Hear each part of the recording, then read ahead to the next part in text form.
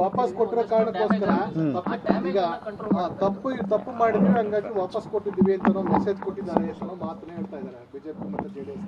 ಹೇಳ ನಾಲ್ಗೆಲ್ಲಿ ಮುಳ್ಳಿದೆಯಾ? ಇದನ್ನು ಮುಳ್ಳು ಕಾಣ್ತವ, ಎತ್ತಲಾಗ ಬೇಕಾದ್ರೂ ತಿರುಗಿಸ್ಬೋದು.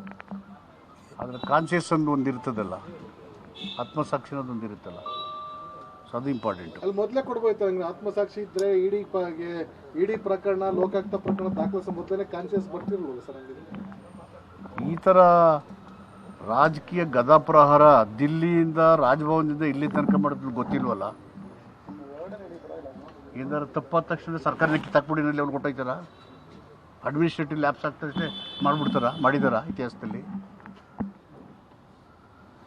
ಇಟ್ಸ್ ಪೊಲಿಟಿಕಲಿ ಮೋಟಿವೇಟೆಡ್ ರಾಜಕೀಯ ಒಂದು ಕಾನ್ಸ್ಪಿರಸಿ.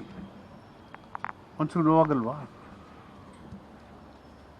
ಇಡೀ ಒಂದು ಫ್ಯಾಮಿಲಿ ವಿಚಾರವನ್ನ ನೀವು ಇಡೀ ಸರ್ಕಾರದ ಇಶ್ಯೂ ತರ ನೀವು ಟೇಕಪ್ ಮಾಡಿದ್ರೆ ಮೊದಲು ನಿಮ್ ತಪ್ಪು ಅಂತ ಅನ್ಸಲ್ಲ ಸರ್?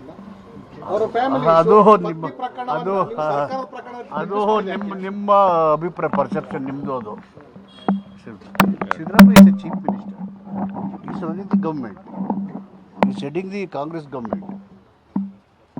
ಇಟ್ಸ್ ಎ ಪಾರ್ಟಿ ಹಿತ ಇದೆ, ಸರ್ಕಾರದ ಹಿತ ಇದೆ, ಕ್ರೆಡಿಬಿಲಿಟಿ, ಇಮೇಜ್ ಇದೆ. ನಾವು ಜನರು ಕೊಟ್ಟಂಥ ಆಶ್ವಾಸಗಳನ್ನು 5 ಗ್ಯಾರಂಟಿ ಕೊಟ್ಟಿದ್ದೀವಿ.